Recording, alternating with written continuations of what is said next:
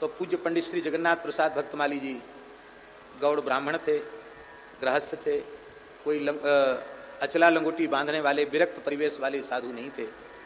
पर पूज्य श्री सुदामा दास जी महाराज उनके श्री अंग की नित्य 1 घंटा सेवा करते थे। कभी पंडित जी नहीं बोलते, सदगुरुदेव श्री पंडित जी महाराज कहते। ये सुनी हुई बात नहीं, अपने कानों से सुनी हुई बात आपको बता रहे हैं।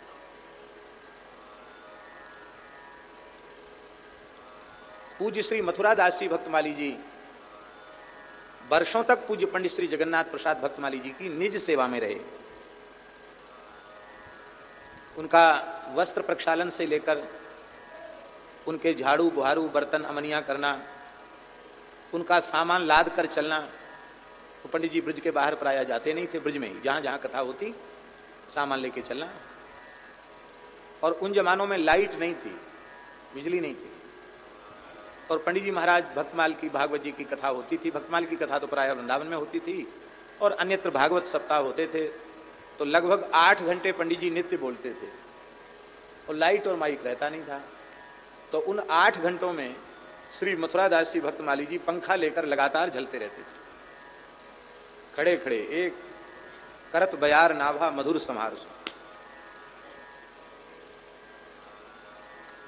और उसी का यह दिव्य परिणाम था उस सेवा का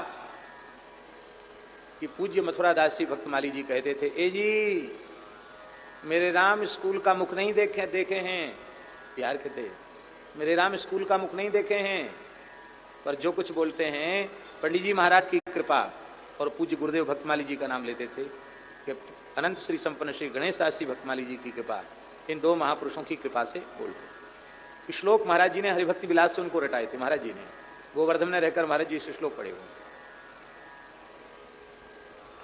दोनों महापुरुषों के प्रति उनका पूर्ण भाव था। पंडित जी महाराज की सेवा का यह दिव्य परिणाम था कि श्री वृंदावन में विद्वत गोष्ठियों में जब पूज्य मथुरा दास जी भक्तमाली जी बोलने लग जाते थे तो वृंदावन के बड़े बड़े विद्वान टकटकी लगाकर देखते थे कि बाबा जी सैकड़ों श्लोक बोलते चले जाते, कहाँ से बोल रहे हैं। आश्चर्यचकित लोग हो जाते थे। हमने वह दृश्य अपने नेत्रों से देखा है जब पूज्य पंडित श्री जगन्नाथ प्रसाद भक्तमाली जी की अंतिम यात्रा हुई। भाद्र शुक्ल ऋषि पंचमी को उनका निकुंज प्रयाण हुआ और भाद्र शुक्ल षष्ठी को उनकी अंतिम यात्रा हुई। दास को उस अंतिम यात्रा में आरंभ से यमुना जी के तट तक सम्मिलित होने का सौभाग्य मिला। अवस्था छोटी ही थी, लेकिन वह दृश्य आज भी नेत्रों के समक्ष है। ताड़वाली कुंज से पंडित जी महाराज का शरीर चला तो पहले टटिया स्थान के द्वार पर शरीर रखा गया और पूज्य बड़े महाराज जी श्री स्वामी राधा चरण दास जी महाराज, टटिया स्थान वाले महाराज जी, उन्होंने स्वयं लाकर श्री मोहिनी बिहारी जी के श्रीअंग की माला, पटका, ब्रजरज प्रदान की और मोहिनी बिहारी जी की ओर से आरती हुई पंडित जी, जबकि ऐसा कभी देखा सुना नहीं गया। वहाँ से चलकर पंडित जी महाराज बिहारी जी के निकट भी बाहर वहाँ भी शरीर विराजमान हुआ, वहाँ भी आरती हुई। हर मंदिर से आरती प्रसाद उनके लिए आया। ऐसे पूज्य श्री पंडित जी महाराज जिनकी अंतिम यात्रा में एक और कंधा लगाए हुए थे श्री सुदामा दास जी, तो दूसरी ओर कंधा लगाए हुए थे पूज्यपाद श्री प्रभुदत्त ब्रह्मचारी जी महाराज, तो तीसरी ओर कंधा लगाए थे अयोध्या के श्री लक्ष्मण किलाधीश जी महाराज, और चौथी ओर कंधा लगाए थे पूज्य श्री नृत्य गोपाल दास जी। 4 विरक्त संत उनको कंधा देकर चल रहे थे। ऐसी वृंदावन की विभूति जिनको लोभ छू नहीं गया था, अभिमान छू नहीं गया था, जो निरंतर भगवान नाम रूप लीला गुण के रस में सराबोर रहते थे।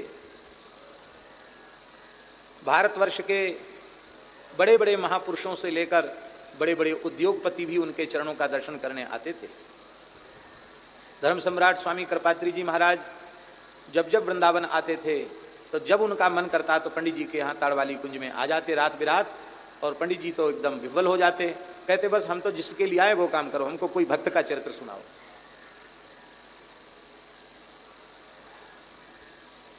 पूज्य डोंगरी जी महाराज जब भी ब्रज में आते, वृंदावन आते, तो पंडित जी का दर्शन करने के लिए जाते थे। साष्टांग प्रणाम करते थे पंडित जी को।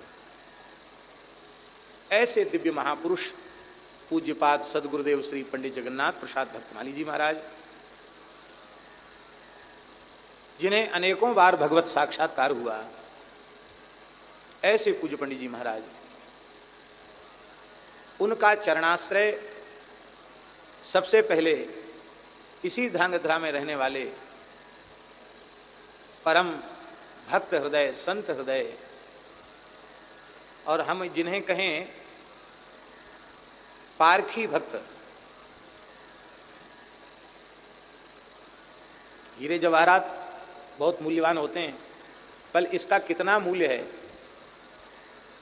ये किस श्रेणी का है, इसकी परख करने वाले उसका मूल्य बताते हैं। पारखी तो श्री मोहन दास जी पारीक, मोहनलाल जी शिवलाल जी पारीक, ऐसा शायद पत्र में लिखते थे महाराज, मोहनलाल जी शिवलाल जी पारीक, वो पारखी भक्त थे, उनको परख थी महापुरुषों की, इसलिए जैसा तैसा उनके सामने जमी नहीं पाता था, इतनी सूझ थी, इतनी सूक्ष्म उनकी दृष्टि थी। और वे स्वयं स्वामीनारायण परंपरा से जुड़े हुए थे आरंभ से, किंतु विचरण करते हुए जब श्रीधाम वृंदावन पहुँचे और वृंदावन में पूज्यपाद पंडित श्री जगन्नाथ प्रसाद भक्तमाली जी का मंगलमय दर्शन उन्होंने किया, तो उस दर्शन में ही अपना अंतःकरण उन्होंने पंडित जी के चरणों में अर्पित कर दिया और स्वीकार कर लिया कि यहाँ किसी भी प्रकार का दंभ नहीं है, दिखावा नहीं है, यहाँ झूठ छल कपट नहीं है, यहाँ जो कुछ है एकदम खरी बात है, एकदम सच्चाई है। सद्गुरु तत्व का उन्होंने दर्शन किया और दर्शन करके पूर्ण निष्ठा से पंडित जी के वे शिष्य हो गए, शरणागत हो गए। और उनकी शरणागति का ये दिव्य प्रभाव हुआ कि ध्रांगध्रा में संतों का, वृंदावन के संतों का, अयोध्या और चित्रकूट के संतों का आवागमन आरंभ हुआ। सबसे पहले पूज्य सदगुरुदेव श्री गणेश दास जी भक्तमाली जी महाराज को श्री मोहनदास जी ही आग्रह पूर्वक ध्रांगध्रा लेकर के आए, और उसके मूल में भी पूज्य पंडित जी महाराज की आज्ञा। श्री मोहन भाई जी ने पूछा कि आप तो ब्रज से जाते नहीं हैं, हम लोगों को गुजरात में सत्संग करना हो तो हम लोग कैसे करें, सब लोग यहाँ नहीं आ सकते, कोई महापुरुष का नाम बताइए। तो पंडित जी महाराज ने कहा कि बाबा श्री गणेश दास जी महाराज को मैं साक्षात भक्तमाल का स्वरूप ही मानता हूँ, उनमें और मुझ में भेद नहीं है, उनको ले जाओ। और महाराज जी के सामने प्रस्ताव किया गया।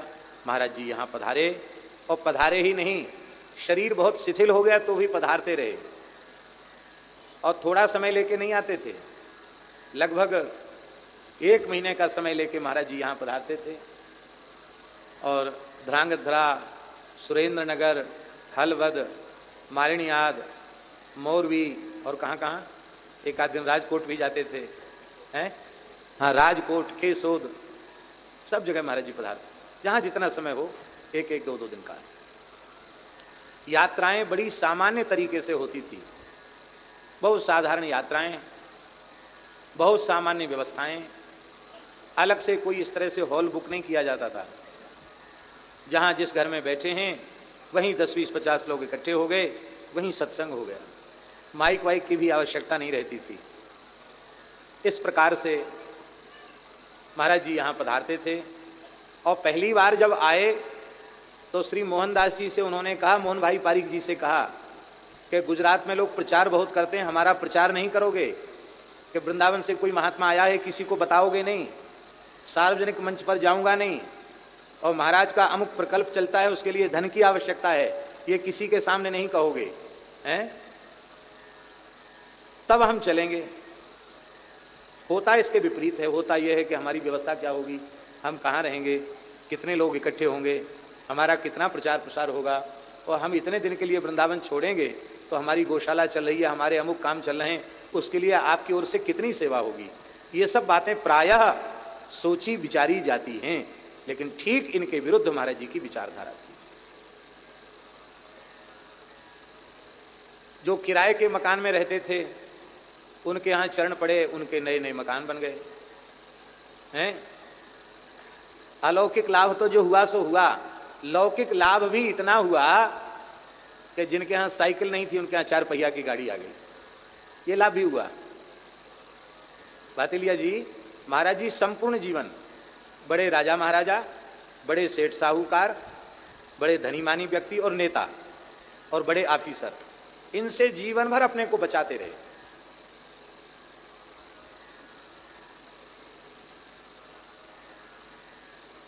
उमा भारती जी मध्य प्रदेश की मुख्यमंत्री थी। उन्हें अपने माता पिता के निमित्त भागवत जी की कथा करानी थी। मुख्यमंत्रित्व काल था उनका और उन्होंने अपने गृह जनपद टीकमगढ़ में तैयारी की। पूज्य बराना वाले महंत जी ने मध्यस्थता की कि हाँ भक्तमाली जी महाराज कथा कहने आ जाएंगे, और स्वयं आकर उमा भारती जी ने कथा के लिए प्रार्थना की। महाराज जी ने 2 टूक शब्दों में मना कर दिया। नहीं, लोग सोचते हैं कि मुख्यमंत्री यजमान बनकर कथा करा रहा है, पूरी छुट्टी लेकर मुख्यमंत्री सामने बैठेगा, श्रोताओं के बीच में बैठेगा, तो उसको लोग वक्ता लोग प्रायः उपलब्धि मानते हैं। पर महाराज जी ने कहा ना रूप अच्छा है हमारा, ना रंग अच्छा है, ना आकृति अच्छी है, ना हमारे कंठ का स्वर अच्छा है, हम बहुत अच्छी आकर्षक कथा कहना नहीं जानते। आप बड़े लोग हैं, बड़ी व्यवस्था होगी, यहाँ तो नाम बड़े और दर्शन थोड़े, इसलिए आपके लिए उपयुक्त कथा नहीं होगी। आपके लिए भारतवर्ष का बड़े से बड़ा वक्ता बड़ी सरलता से उपलब्ध हो जाएगा, इसलिए मैं कथा कहने नहीं आ पाऊंगा। और जिस समय में वो कथा चाह रही थी उसी समय में एक केवट जानते ना, नाव चलाने वाला, केवट जाति का एक बहुत गरीब आदमी था, खेती किसानी करने वाला, उसके आग्रह पर चले गए और उसके फूस के छप्पर के नीचे बैठकर कथा कहे, उसी जिले में उसी समय। लेकिन मुख्यमंत्री के यहाँ कथा कहने नहीं गए। सामान्य मध्यम वर्ग के लोग, गरीब लोग, वह उन्हें बहुत प्रिय थे। जैसे हमारे रघुनाथ जी, उनको कोल भील प्रिय थे, उनको बनवासी प्रिय थे, हैं, सबरी उनको प्रिय थी, केवट उनको प्रिय थे, निषाद उनको प्रिय थे। ठीक इसी प्रकार से पूज्य सदगुरुदेव भगवान भक्तमाली जी, रघुनाथ जी के जैसा ही उनका स्वभाव, वे गरीब निवास थे। वे पधारे, पंडित जी के माध्यम से श्री नारायण दास जी भक्तमाली जी मामा जी की कृपा भी हुई। पूज्य श्री गोविंद दास जी महाराज भी यहाँ पधारे, और न जाने कितने संत, चित्रकूट वाले श्री रामायणी जी महाराज पधारे, श्री हर्षण कुंज वाले महाराज जी के परिकर श्री सूर्य प्रकाश दास जी महाराज वो भी पधारे। तो लगातार संतों की श्रृंखला यहाँ समय समय पर अपने पदार्पण से यहाँ सत्संग का लाभ देती रही।